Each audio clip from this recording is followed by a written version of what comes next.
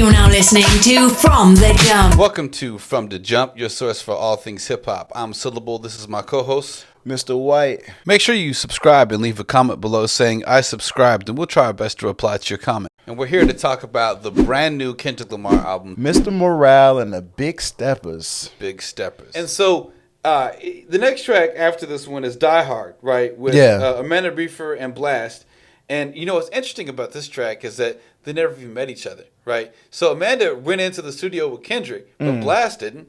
Blast was doing this remote. He was trying to release his debut project, right? So as a result, he never even met Amanda or worked in the studio with Kendrick. It was all remote, right? Nice. He recorded in his own studio, sending it in. So they had no idea. Like, how do you understand the concept of a concept album when you don't know what the concept behind the concept album is, right? Yeah. So they're trying to figure this shit out. Right, but they're real happy with the result, obviously. I mean, who would? I'm sad that I'm on a track with Kendrick. Like, I don't know about that. Yeah, you ain't gonna have that reaction, but it's it's like a sunny side, smooth R&B, laid back kind of track where it's kind of a break where you're taking Bad a breather. Boys, woosah. Yeah, just definitely. Take a breather.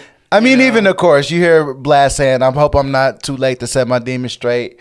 I know I made you wait, but how much can you take? I hope you see the God in me. I hope you can see if it's up, stay down for me." Yeah, you know what I'm saying? So it's like, I like that. This space where he's like, look, I've been dealing with my shit, but I'm coming back to you. I'm coming back to you with the realest shit that I can come with. Yeah. I know it's a little harsh, right? Because the first three tracks are just popping, and then he slows it down a little bit, and he just really starts he gets a bit more, like, I feel like it was like angry in the first few tracks.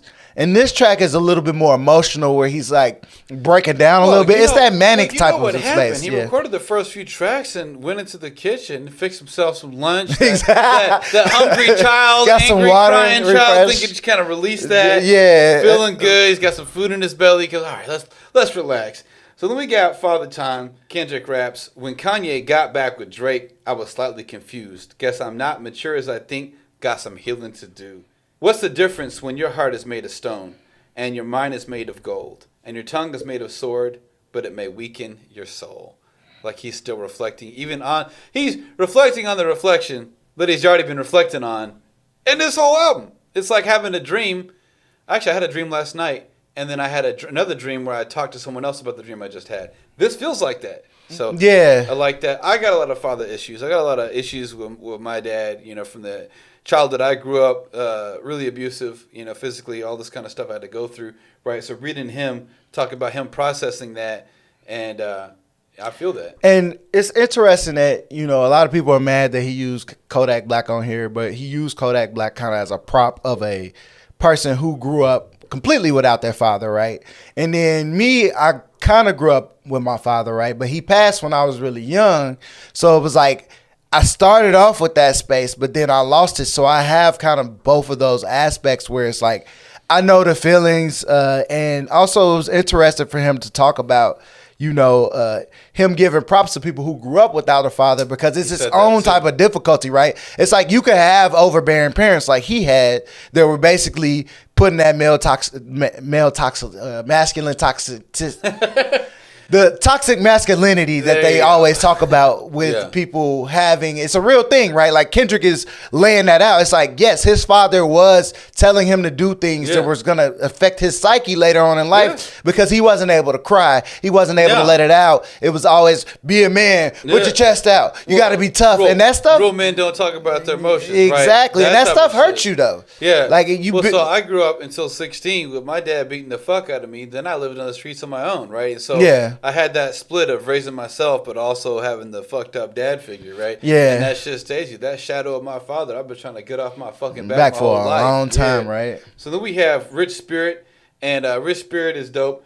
And I feel like Rich Spirit in this way, Kendrick is talking about his reaction to how much toxicity he sees in the media and social media in particular. Mm-hmm. And I feel like he's responding to this. And it's kind of like, if you go to Kendrick Lamar's website, he's talking about, I go months on end without a phone. Now, I don't know if he actually goes months on end without a phone. I mean, it would explain how long it took for him to release his album. Talks about the aloof Buddha. I'm a Christ with a shooter. Praise to Muhammad. I might N-word Nusia. AP Michael Friedman. My friend's Kula. Primary. So the resale value stupid. I would never live my life on a computer. IG will get your life for a chickabooya. More power to ya. Love 'em from a distance. Why you always in the mirror more than these bitches? And my cousin tried to sue me like he got the privilege. But I didn't lose sleep because I got the spirit. Yeah. Man. And it's tough to be in this generation. The pressures of social media are often overlooked. You have suicide rates up because children aren't really used to having to have whatever their problems are exposed to the world, right? And it's like instead of just having this small social group, you now have everybody in your community seeing whatever it is that you're being targeted for. And that could be troublesome, right? And you're also getting these fake influencers, right? Influence you to feel like your life isn't adequate enough. And that stuff is tough. Like, I've also personally checked out of social media. You get mad at me for not being on Facebook and not checking. Well, you're not mad at me, but you're like, yo, man, I posted something on Facebook. You didn't see it. I was like, man, I haven't been on Facebook in like 2 years. And you're like, for real? I was like, yeah. I was like, the last time I was on Facebook was for my birthday. I posted a picture from El Royo, like with the sign or whatever. But that's a dope photo. I like that. I appreciate that. Yeah. But I did that, and I've been off since. Like, I just 3,000 reactions to that photo. Because it's the first time you've been on in years. I just can't do it though. It's like it's too much toxicity on there, and I need something different. Last track we're gonna review today is "We Cried Together," and this whole track is an argument. I will not be playing "We Cried Together's" hook again. I will not be chanting that hook in the club. I will not be saying that to any girl I date. I will not be playing that in my car as I go to renew my license. I will not have this on replay, and I probably won't listen to it again, to be honest. I've listened to it one time. I've had enough arguments with girls that I've dated.